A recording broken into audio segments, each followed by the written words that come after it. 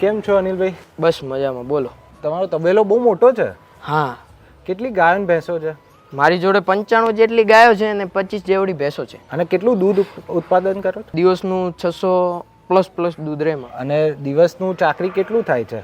ધારો કે મારે મહિનાનો ઇન્કમ 3 લાખ જેવડી છે તો 2 લાખ જેવડી ચાકરી થઈ જાય. ઓહો, તો એક ગાય પાછળ કેટલું થતું હશે મહિને? 9-10 હજાર. 9-10 હજાર એટલે ખાસું એવું કહેવાય. હા.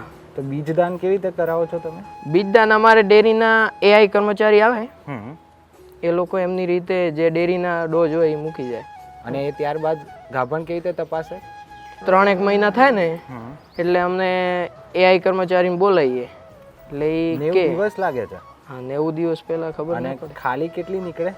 10 ગાયમાં 1-2 તો ખાલી નીકળતી જ હોય. તો એમાં તો બહુ નુકસાન ના થાય? નુકસાન થાય ને, તમે સમજી લો કે 3 મહિના અમે એક ગાયમાં પાછળ પડી ગયા, 3 મહિનાનો સરવાળો તમે જ તમારી રીતે મારી લો.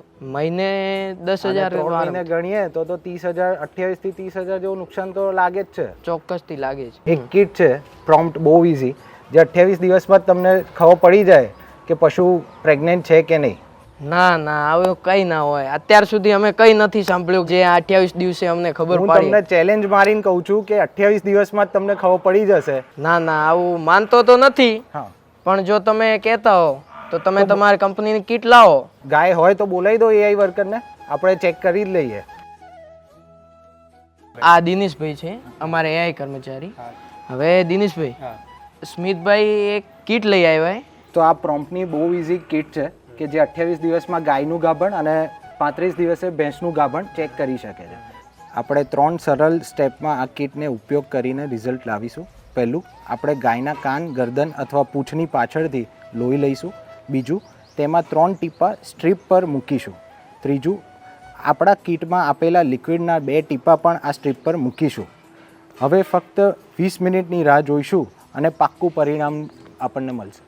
અનિલભાઈ, આ કીટમાં તો આપણને ફાયદો થયો. 28 દિવસમાં આપણને રિઝલ્ટ મળી ગયું અને ગાય તમારી ગાભણ છે. શું વાત છે સ્મિતભાઈ, તમારી ચેલેન્જ તો સાચી પડી હો. હવે તમે પણ વાપરો પ્રોમ્પ્ટની બહુ ઇઝી કીટ અને મેળવો પાક્કું પરિણામ.